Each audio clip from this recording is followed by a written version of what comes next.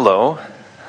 That actually was a great segue into the topic that I wanted to talk about, contrast. Kind of back to the discussion of physical and non-physical.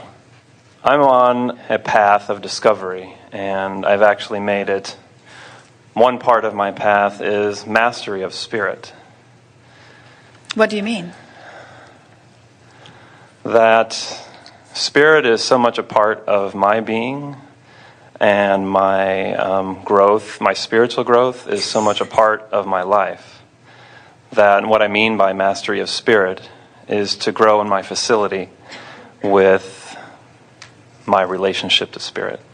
We think you're using a little different terminology, but we're talking about the same thing, and we want to point you at the way that we're talking about it because it will be easier for you.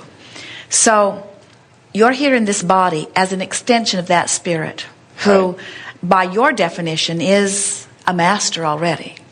That non-physical energy, pure positive energy. Right. So, that non-physical energy projected itself into that which is you. Right. And you are the leading edge of that spirit that you are talking about. Yes. Now, in this contrasting experience, new ideas are born to you, occur to you because of your willingness to expose yourself here and get bugs in your eyes. Right. So, as you experience this here, and you launch a rocket of desire, that which is your spirit, that which is your source, becomes immediately at one with this new rocket that you've launched, and the yahoos are echoed all through the heavens. In other words, the new desire that you have identified is received and enjoyed by source. And now the mastery of spirit that you're talking about is bringing yourself into vibrational alignment with all of that.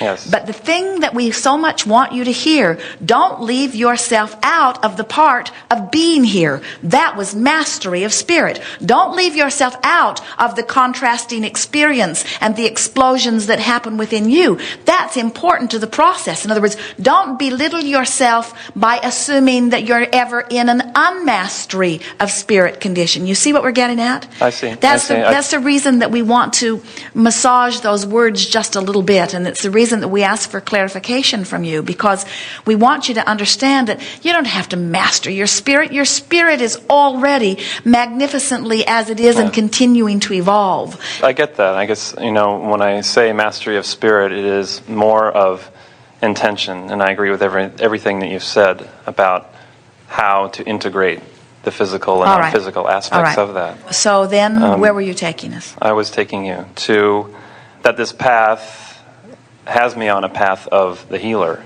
This path has you on the path. My path. But who's choosing this? Me. So who has you on this path? I do. We don't mean to nitpick, but we don't want you to lose track that you're not a puppet on a string. You are a creator. And your focused place gets to choose if we would allow you to speak. Okay. We agree you are a healer to the very core of your being. And we want you to understand that every person who lives any experience that takes them in the slightest degree away from well-being begins to summon well-being, and that source responds. So no one on the planet needs to be a healer in the sense that they need to get energy and focus it towards someone who needs to be healed. The power of a healer is someone who understands that the basis is the one of well-being, and then influences the vibration of the one who needs to be healed into a way that they stop the resistance and allow the natural healing process, you see.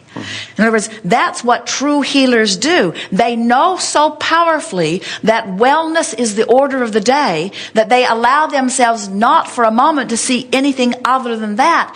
So the power of the healer is in the power to influence the one who needs to be healed into a vibration that allows the healing that they are summoning, that they could get even without you, but they can get faster with your influence.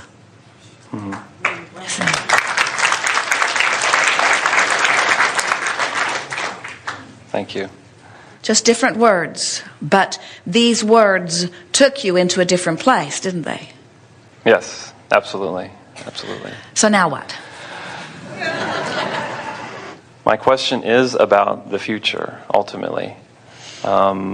Insight about how we are evolving and what we need to prepare for. And whatever gift or facility that I have as a healer to give, and maybe that's too vague, but I kind of see... Well, it's a huge question and a huge answer. Do you want to narrow it, or do you want us to just talk for 10 or 20 years here? Let's focus on one part, and that is about humans living in a world in which perception is through 5 senses, or an evolution to humans living in a world where it's multi-sensory. There's so much more. You've taken it in the direction of our life. In other words, you are asking us to tell you why we exist here in your environment at all. And so we can talk endlessly about that, and happily we'll begin here. Your 5 senses are vibrational interpretations. What you see is just an interpretation of vibration. What you smell is just a vibrational interpretation. And so these interpreters cause you to conclude a reality that you call real life. And you have within you, it's what we talk about all day, every day, emotions which give you a true reading of other vibrations. And that is the vibrational relativity between the things that you've been talking to us about mastery of spirit. In other words, the emotions that you feel are sensors or interpreters that help you to understand and close the gap between who you have become as spirit here in this body and who you are allowing yourself to be in any moment, given what you're focused upon in the moment. And so where you're going as a mass consciousness, we have never seen the energy of any time-space reality moving more quickly. And the reason for that is you're here in such wonderful numbers and in such wonderful diversity that you are causing amongst yourself more rockets of desires to be launched. And so Source is moving faster to respond to the desires or preferences that are being offered by so many of you. So the energy is really moving fast, which means the rich are getting richer and the poor are getting poorer. The crevasse between those who are sick and those who are well is becoming more definitive. In other words, it is like a magnifying glass has been laid upon that which is your time-space reality, and whatever it is you're offering vibrationally is being amplified, and the manifestations are coming quicker. And the result of that is more contrast producing more rockets summoning more life force making your awareness of where you are in relationship with it more obvious. And all of that is activating within you more hands-on awareness of deliberate creation. Jerry and Esther, remember when they first began feeling Abraham uttering the words, Seth said it first through Jane Roberts, you create your own reality, and the power of your now is where all of the creation is taking place. And Jerry said, so you say I create my own reality. How in the world do I do that? You say that our power is in the now. What does that mean? And we've spent all of these years just basically answering those questions to help you to understand that you do create your own reality, that your reality is as you perceive it to be, but that you must have some sense of quantifying your journey if you are to have any deliberate control of your own experience, you see. Where is it going? It's going to a time where those like you who are utilizing your emotions in order to understand your vibrational proximity to who you really are, to the mastery of who you really are living and going to live spectacular lives, the lives of which have not been lived before. And those who are not keeping up with the stream will find faster and faster ways of removing themselves from the game because they will not be able to abide in the self-assigned discord. Now, we don't want to upset anybody because that's the way it's always been. And if we talked to you 2,000 years ago, that would have been the answer that we would have given you then. Used different words. We said things like, turn the other cheek. Okay. That's it. The way that I heard what you just said is, for myself, is that on a daily basis I'm getting to be more and more like my dog. And for that, That's true mastery of spirit. I agree. It is. And for me it feels like I'm in that space of what I call heaven on earth, or that heavenly gratitude.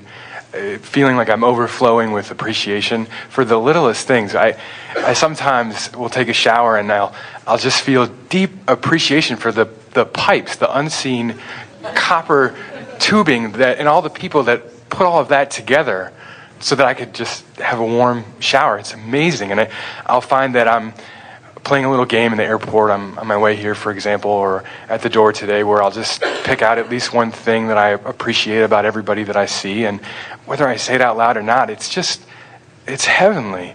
And I feel like I feel that level of connection probably 80 to 90% of the time.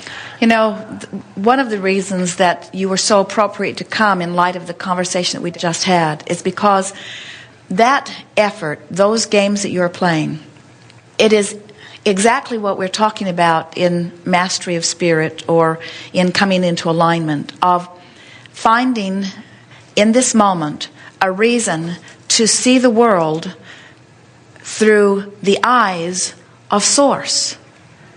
And the reason it feels so good to you is because you are choosing in that moment to see the world in the way that Source sees the world.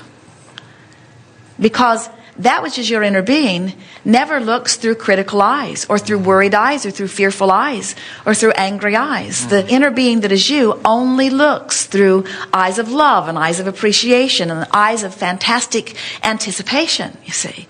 So these games that you play that bring you into that feeling, and the feeling itself is your indication that you are in those moments a perfect extension of that which is Source energy.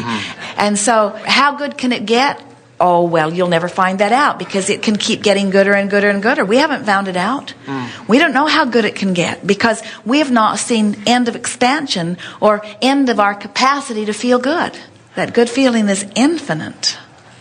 And an appreciation, satisfaction with where I am and eager for more.